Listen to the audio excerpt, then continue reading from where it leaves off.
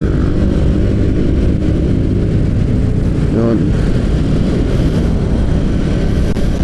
Hello, what's up guys? Good morning. This is Moto Expo TV. Ito, nagbabalik na naman tayo sa pagbablog. Today's video, pupunta tayo sa EDSA at i-experience natin kung ano yung nangyayari doon. Alam nyo na, yung mainit na balita about sa NCAP o no contact apprehension. Ayan. Apprehension, ayan. Bubulol pa. No contact apprehension. So ito, dito pa lang mabigat na yung ano natin, trapiko. Pala gamit ko yung mic ngayon yung traditional mic, yung wide. Hindi tayo naka-intercom ngayon. Ano to, wala siyang noise reduction, kaya malamang dinig na talaga yung ingay ng mga sasakyan na katabi ko, na nasa katabi ko. At yung bagasbas ng hangin sa aking helmet ay talagang dinig nyo. So pagpasensya nyo na sa aking audio kung medyo maingay. But balik tayo sa topic natin.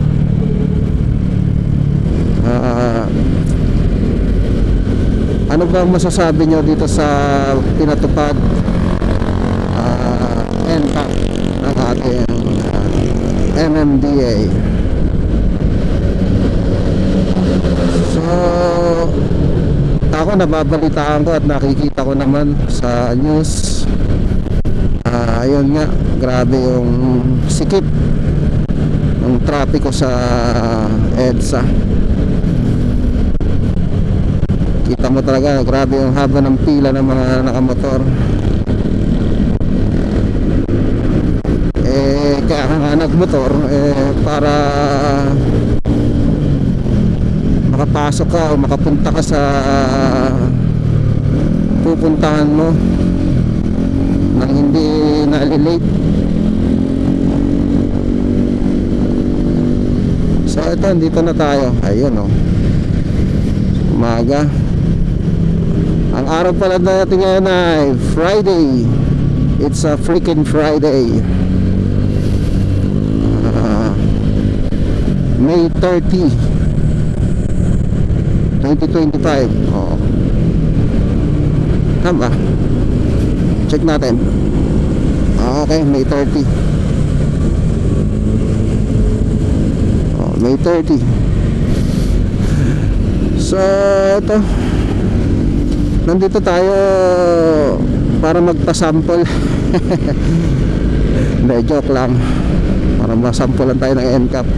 Joke lang. Nandito tayo para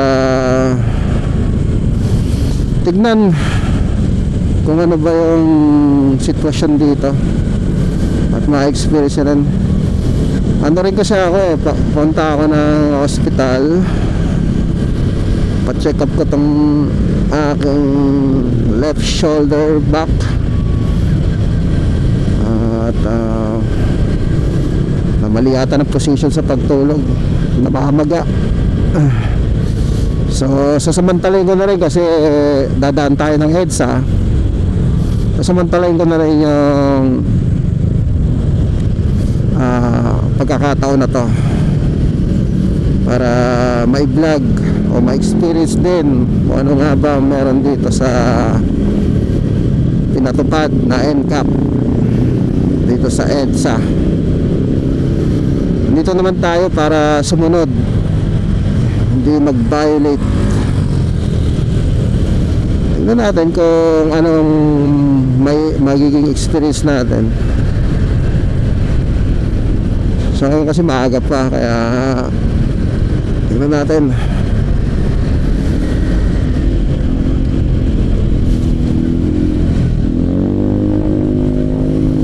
ba talaga, kung nakatulong ba talaga ang kanilang pagpapatupad ng no contact apprehension dito sa EDSA about sa traffic dito sa paulit-ulit no, dito sa EDSA. So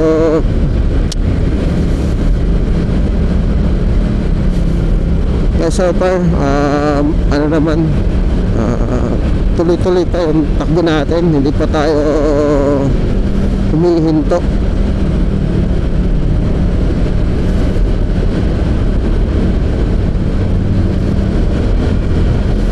Bira na kasi kumadaan ng EDSA eh. Ganito ba yung oras ng rush hour nila? Kasi talagang busy itong kalsada na to, itong ano na to. Isa to sa pinaka-busy. Dahil nandito ang Makati, mga malls. Diba? Dito yung mga business establishment na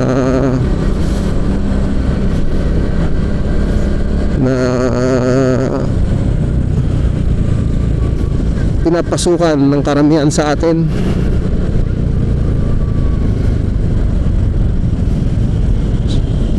Dinadaanan din ng mga nasa papuntang probinsya.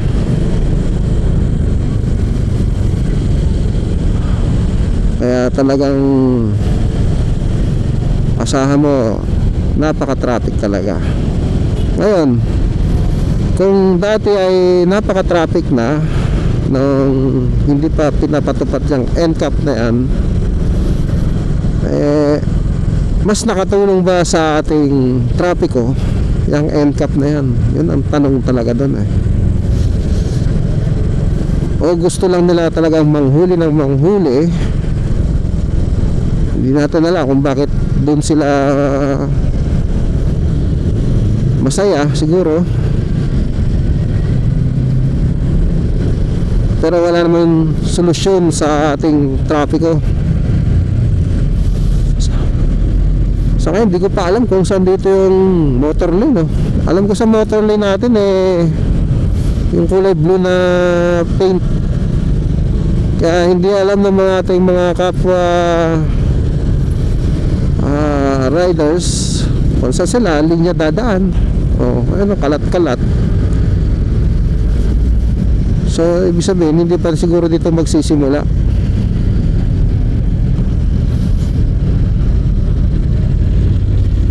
Tulad yan, big bike ang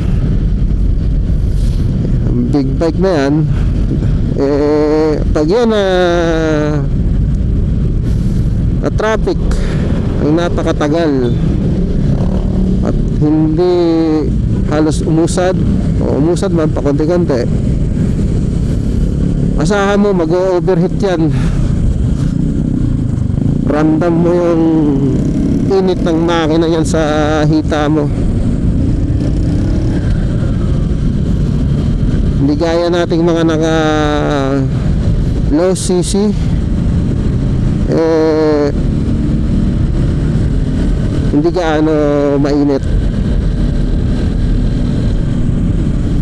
Ang umiinit lang sa atin yung nag-overheat lang sa atin yung ulo natin.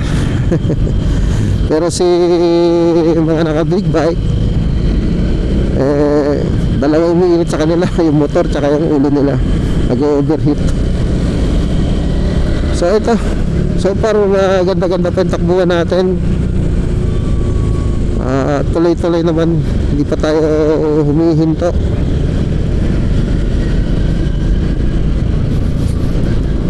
Yun kasi ang problema natin kapag tayo huminto. Kaya yan medyo mabigat na doon sa unahan. Unlike sa mga naka 4 wheels, mga yan naka aircon, may bubong. Hindi katulad natin mga naka 2 wheels, talagang ramdam mo yung usok, yung init, diba? Kung umulan, basa ka, hindi ka nakapagdala ng kapote. Yun talaga, kaya nga dapat bigyan nila ng solusyon yan ng ating MMDA. Kumbaga sana ano lang to, dry run. Kumbaga parang dry run ano. Sana dry run lang to. Ito na, pila na sila rito. May ikipila na rin tayo dito. Kasi dito na nagsimula eh.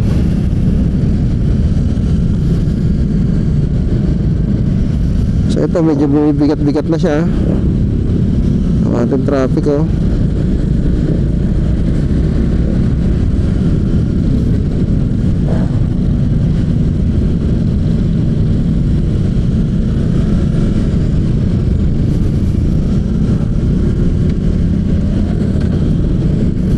Kapag nagtatanong kayo, kung yung sa gusto magtanong kung ano itong naka-charge na to dito sa cellphone mount na to, ano po yan, charger po yan ng aking action cam. Naka-charge po yung battery ko dyan. Akala niya kung ano yung nakasabit na yan. So ito, medyo nararamdaman na natin yung bigat, pero hindi pa tayo humihinto. Pagapang-gapang ang ating takbo.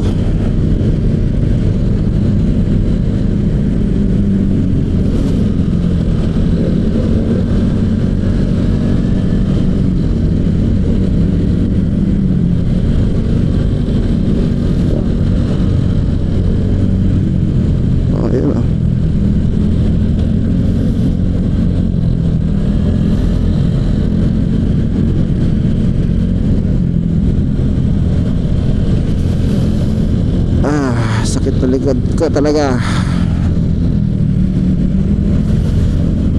Dito pwede, kailangan gumaling na kagad tong shoulder back natin. At may rides tayo this coming June, mga second week, going to Bicol. So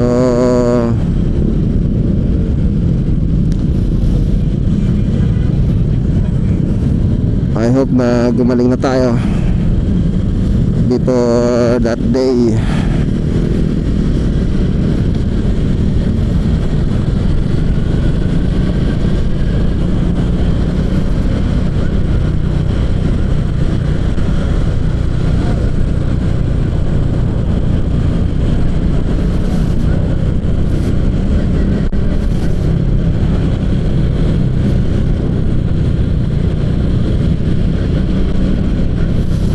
Marami tayong iba-vlog doon, marami tayong ipapakitang mga pasyalan doon, kaya abang-abang kayo mga katropa. So ito, so para kahit paano maganda-ganda naman ang ating takbuhan, hindi pa tayo humihinto, tuloy-tuloy ang andar ng ating motor.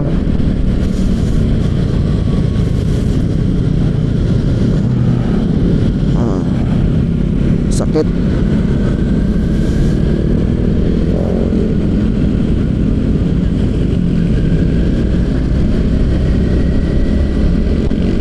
So paano pala yung tanong ko lang pala, paano pala yung mga naka 4 wheels na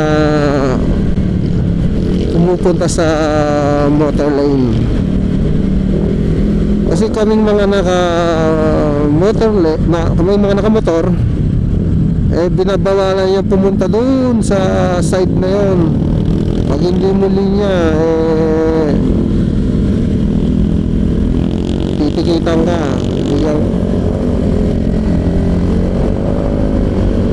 Paano pala yun? Titikitan ba yun din? Titikitan din ba yung malol?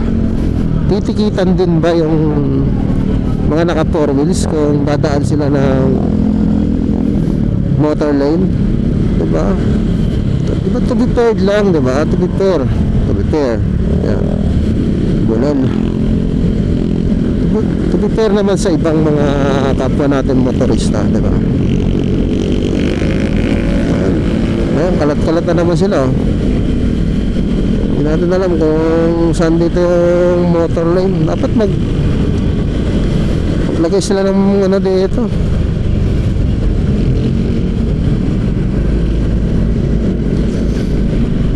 Hindi mo alam, may violation ka na, oh.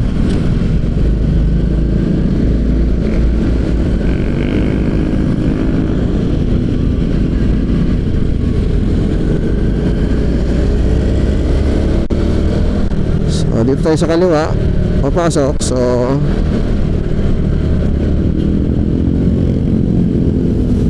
yan.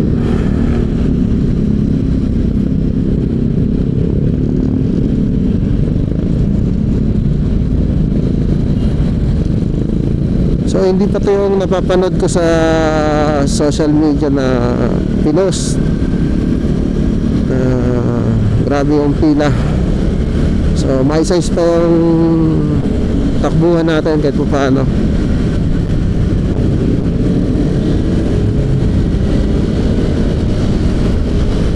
May motor dito, ito sa kaliwa. Ito, dito yata kasi may kulay blue eh.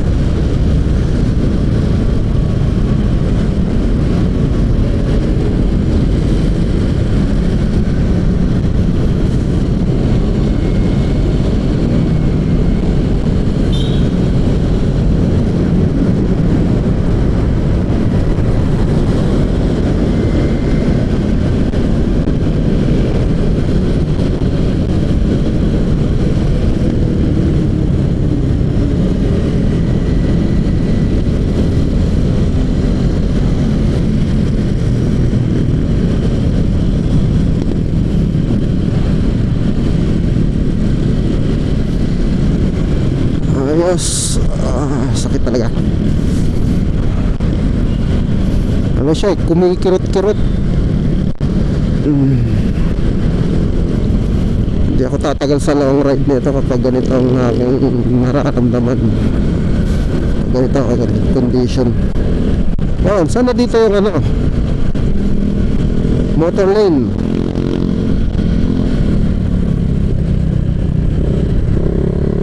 Puro puti na yung ano, kulay. Ayun yung motor lane dati, oh. Kaso nasa yellow lane na siya ng ating bus lane. Nasa pinalitan ba?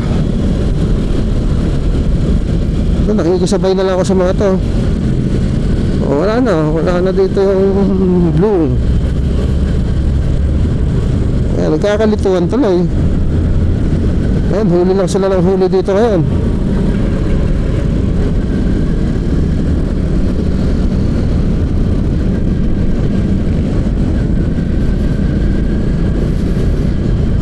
Hindi mo alam kung saan ang motor lane. Ay, MMDA, takiayos po ito. MMDA, mga sir, mga ma'am.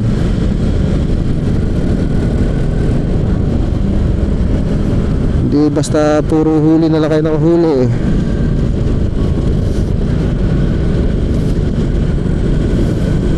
Agree naman ako sa mga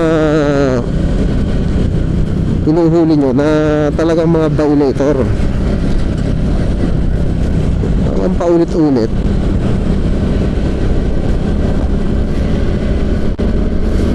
Pero paano naman yun malilito? Gusto naman sumunod sana sa ating traffic rules. Kaso nalilito sila. Hindi mo na alam kung saan dito. Isa na ako doon. Ito, nakita ko may blue, kaya dito ako pumunta. Alam ko dito yan.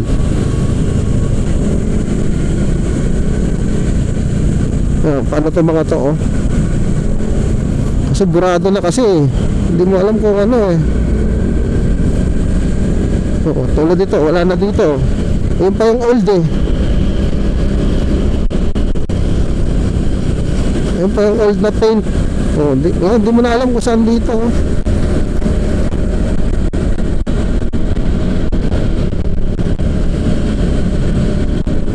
Wala, puro huli lang to ng huli. Karamihan pa may huli dito, puro mga nakamotor. Kasi si four wheels, kahit saan siya dyan. Kaya tinatanong ko rin kung sa motor lane bawal sila.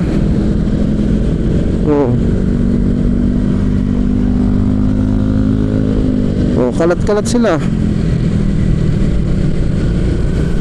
Ay,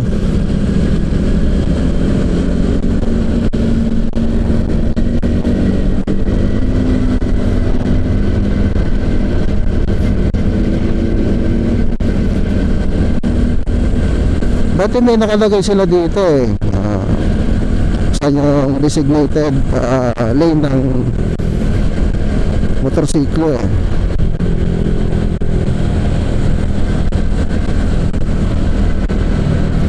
So malapit na tayo sa ating destination at siguro yun na lang siguro ang reaction natin. Kita nyo naman medyo dismayado ako kasi sino ba naman hindi malilito rito, lalo yung mga first time na dumaan dito. Sana motor lane dyan, tapos huli lang kayo ng huli. So mga katropa, kayo nang bahala. Paki-comment dyan kung para sa inyo anong masasabi nyo dito sa pinatupad na NTAP ng MMDA, at anong experience nyo rito sa pagdaan sa EDSA. Maraming salamat po sa inyo, at muli ingat na lang po tayo sa ating pagdadrive, sa aking mga kapwa motorista. Sige, hanggang dito na lang at malapit na tayo. Ingat kayo lagi. Paalam. Bye bye.